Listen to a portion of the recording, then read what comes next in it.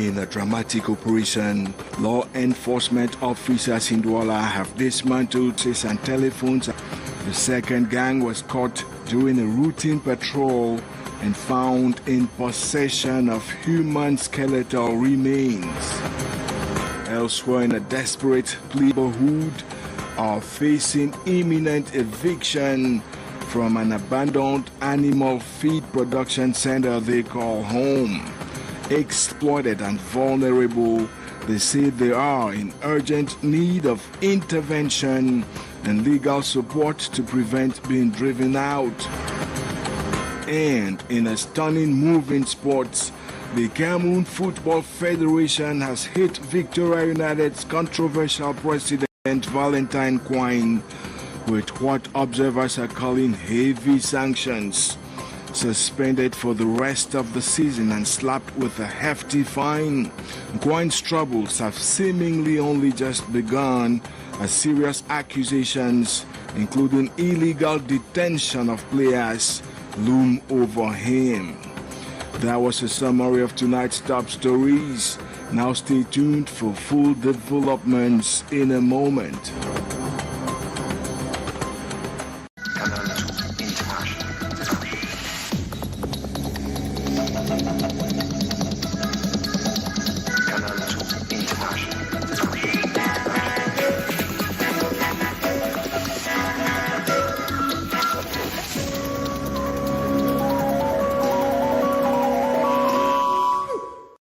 Thanks sincerely for staying on with us. Now, the Littoral Anti-Crime Brigade says it has dismantled two dangerous gangs operating across the city of Douala. One involved in snatching thefts is also linked to the recent murder of a motorbike taxi rider, while the other was surprised in possession of human skeletal remains.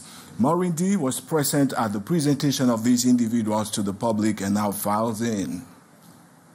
On this knife, the blood of Bakari Manzi, a motorcycle taxi driver in the city of Douala, is still evident. He was murdered in the night of February 13 to 14 in the New Bell neighborhood. His attackers stabbed him multiple times before stealing his motorcycle. Le corps de la victime a été admis à la morgue de l'hôpital à Kensington de Douala. Il sera au terme des investigations traduit devant le parquet compétent. From one gang of criminals to another, the second group consisted of 3 individuals arrested in possession of human skeletal remains. These bones are believed to have been stolen from a grave in the city of Chang. Dans la nuit du 20 au 21 février, 3 individus ont été interpellés par la patrouille de la brigade anticriminalité. The knives and human bones highlight the brutality of these 7 individuals who were arrested by the Littoral Anti-Crime Brigade. Now, meantime, 73 internally displaced families so far residing at a defunct animal feed production center in Vogue-Betsy in the capital Yaoundé are crying foul as they face threats of eviction. They say they are urgently in need of attention and legal support to prevent being driven out of that space. Beatrice Ngamo reports from Yaoundé. The 73 internally displaced families are begging for attention because the temporary structures have been their homes for almost 2 years in Yaoundé. We are really praying that they should help us because where we are staying, we can even suffocate. We don't have a toilet. So as I stand now, so I don't know where even they move me, we might picking them a few go. We help we never with the page. Live in Jakiri, Pinyin, Bamenda and other villages for Yaoundé safety mission. Now, gone where I know for support. Even you feel wrong with yourself, but as you get picking them, you don't feel wrong with picking them. Now, why they are why decide to say, "Me, I bring picking them for me that they go school." I ask myself that if I'm continuing living like this, maybe I can raise up thieves. So I have to locate here. We there for you now because we are aside for Bamenda, not they fine. They heard about the defunct feed production center at Vogue-Betsy neighborhood under Yaoundé 6, where the former director in charge agreed relief, offering their life savings to rent space to stay. I gave the 300,000. They give me this place. I will give 250,000. I stay for 1 week. They can't put all the things down. As we don't give money now, we don't come bill them. We never even make up to 7 months. We don't come back now, come book. The beginning of trouble, to the extent that one Sunday morning, the 5 people shot them inside the building with their children. We cried. My neighbor was even 7 months pregnant. Due to the process, she lost the baby. 1 month later, they came again, this time with appeasement gifts. A kilo of rice and one sardine and 1 liter of mayo oil, and told us that can stay to our satisfaction until when the war is finished and then go back. 6 months after, they were back for another destruction mission. In the course of the trauma, they received summon letters where they met these people at the DO's office who told them it is over. These farmers, small traders, bayam selam, roadside sellers are now in the middle of nowhere. They turn to legal help also. And nobody in any instance in Cameroon will use state property to prey on vulnerable and innocent Camerooners that are running from a crisis that they did not cause it. Adding that, I'm calling on the attention to save the lives of these people, to get a place for them, because first of all, this one is not a livable situation. Unlawful appropriation of state property to exploit vulnerable victims of Anglophone crisis in dire need of shelter. Meantime, land disputes remain a pressing issue across Cameroon, with new cases reported almost on violently clashing over property inheritance. D. Maureen was there and brought back this report. Tensions are running high among the sons of the late Usman Mohammed Wazizi in the New Belkululu neighborhood in Cameroon's economic hub, Douala. At the heart of the conflict is the distribution of land left behind by their father. Depuis 1969, le décès de notre grand-papa, le partage des héritages a été très très compliqué jusqu'à nos jours. On constate que le partage n'a pas été bien fait et nous donnons c'est-à-dire on fait des recours depuis des années, mais on ne nous reçoit pas et la chefferie exactement ne nous reçoit pas. According to the CAM led by Ibrahim Usman, the land division fails to adhere to the principles outlined in the Quran, while the group led by Mohamedou Yakubu holds a different view. Regardez bien l'immeuble, là à côté. Son père, c'est l'aîné de la famille. Et l'aîné de la famille ici, c'était la brousse.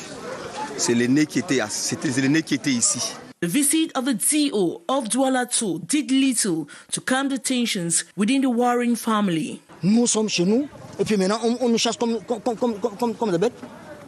Despite a land dispute resolution protocol issued by the Hausa community in Douala, which urges both sides to accept their respective land portions, the Wazizi sons seem unwilling to settle the matter. And let's now take you over to the northwest region, because after 2 days of heavy rainfall across the area, locals in Bamenda, that's the regional capital, have been rushing to their farms to begin work. Some, in fact, have even started planning, but agricultural technicians warn it might be too early and are calling for patience and prudence. Yes, Annie Collins, Sally Sharifa. After months of the dry season, these first rains have pushed farmers to hurriedly dive into intense activity, including planting just anti-crop. Contacted February 26, 2025, technicians at the Northwest Regional Delegation of Agriculture and Rural Development advised that it is still too early to start planting cereals in particular. We are advising our farmers not to plant. They should wait for the signals from the Ministry of Agriculture, because we have our calendar which we follow. For the moment of peasants who toil and moil to feed the nation can rather begin planting tubers, which by nature can resist dryness in case the rains were to disappear again. But for the grains, I will advise farmers to wait, because February, we don't plant in February. We usually plant late March, early April, when it's second term. During this time of why? Because southern tubers, they have what we call they feed by themselves on themselves. Whatever the case, it all depends on the awaited weather-focused bulletin for the real time to begin proper and permanent farming activity in the anticipation of a bountiful harvest to feed the nation. Center of Excellence for the specialty, even as demand for heart surgery surges. The stark reality was highlighted at a symposium in Douala where experts explored the opportunities and challenges in the sector. D. Maureen reports. Health professionals gathered at the General Hospital of Douala to discuss the increasing number of cardiac surgery cases in Cameroon. According to statistics revealed on February 27, 80% of cases on heart disease in Africa were recorded in 2024 alone. Our goal is to transfer knowledge, to be able to make sure that those who need help here are also treated, not only those who are privileged. So that's why we thought we should come and implement a project here where we do teaching and treatment so that at long term there should be permanent cardiac surgery in Cameroon. The need for a sustainable cardiac surgery system that addresses the daily needs of Cameroonians was highlighted. To achieve this, Cameroon is relying on foreign expertise. We are hoping to have regular meetings here in the hospital where this knowledge transfer can take place. So it's not just a one-week issue, it's something which we are planning long-term, and it's a long-term cooperation with the General Hospital. However, this support highlights the underlying problem of the self-sufficiency of 2 cardiac surgery centers in the country. Training personnel and increased support from the authorities were identified as the 2 key solutions on February 27 to overcome these challenges and improve the country's cardiac surgery system. As trade booms between Africa and China, commercial disputes are also on the rise, and they often take time and money to resolve. And it's against that backdrop that Douala has played host to the inaugural China-Africa Arbitration Day. Sherifa Saleh now explains the objectives of the venture. Trade between China and Africa has grown exponentially over the past few decades, but with it, commercial disputes have also increased. Now, a new approach is being embraced, one that moves away from lengthy court battles and toward arbitration, mediation and conciliation. I went there, and after the event, they told me they don't have such cooperation with sub-Saharan African countries, and that I should propose something. I proposed, and they are there to the idea. The theme of this African-China Arbitration Day, the first of its kind that held in Douala February 26, 2025, focused on resolving commercial and investment disputes through arbitration and mediation in the context of China-Africa trade relations. Supported by the Cameroon Chamber of Commerce, it aims to provide businesses with a faster, more transparent and impartial way to resolve conflicts. The trade between the 2 continents growing, we need to make it sort of way that when there is any problem, we should solve it. The local bar association has also thrown its weight behind the initiative, stressing that its success hinges on building trust between partners while underscoring the importance of legal frameworks that cater to the unique needs of both African and Chinese businesses. Cameroon geographically stands in a strategic position because Cameroon is between the Central African region and the West African region. The hope is that this model, first launched in Cameroon, will soon be adopted across the continent, making dispute resolution faster and more business-friendly.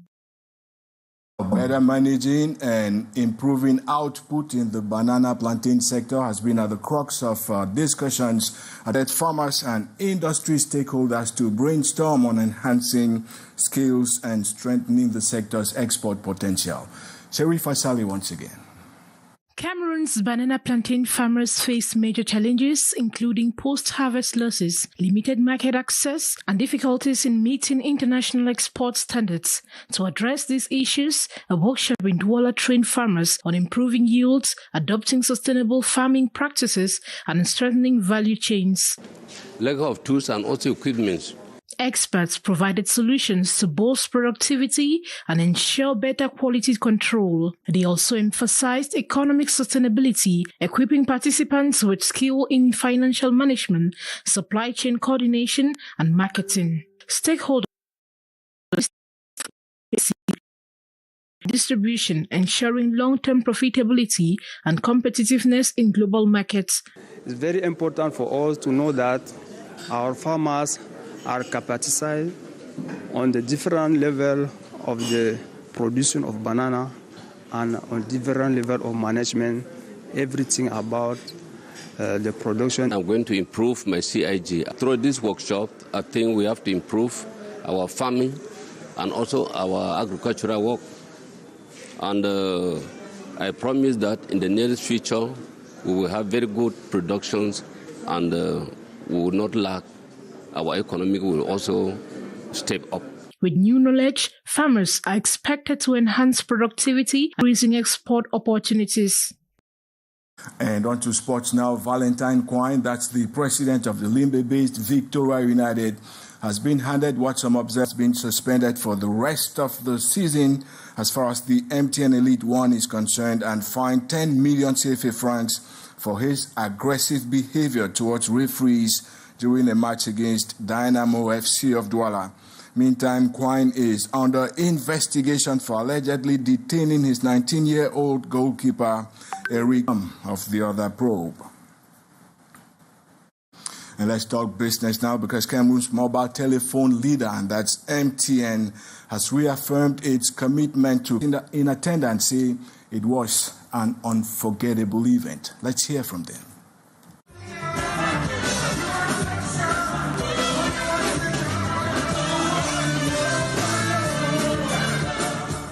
For 10 years, Salatiel has built a reputation as one of Cameroon's most consistent and respected musicians. His journey from Tico to global stages has been defined by hard work, dedication, and a commitment to excellence. The Journey concert was a moment to reflect on this path, and fans turned up in their numbers to celebrate the artist who has remained a household name. The turnout spoke volumes about Salatiel's impact. More than 5,000 people filled the Moliko Omnisport Stadium, drawn not only by his music but also by the significance of the occasion. The artist, who has paid his dues in the industry, was joined on stage by some of Cameroon's biggest names, including music legends Petit Pays,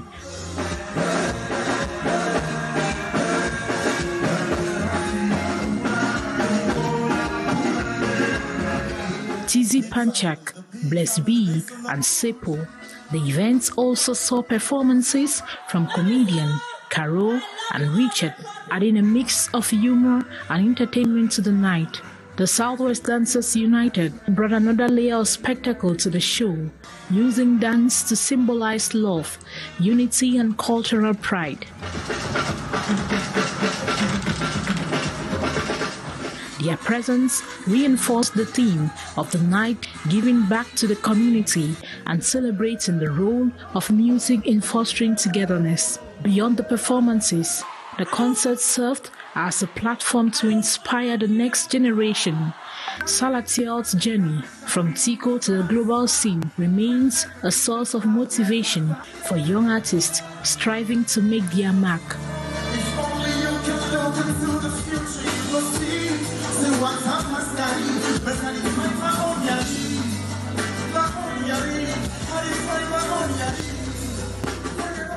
Through his work as CEO of Alpha Beta Records, he has nurtured and supported upcoming talents.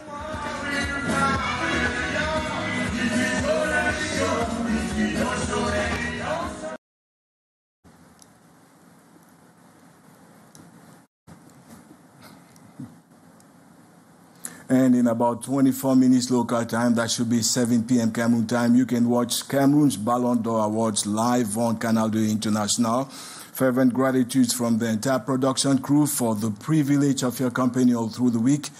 Have a great weekend and see you next week.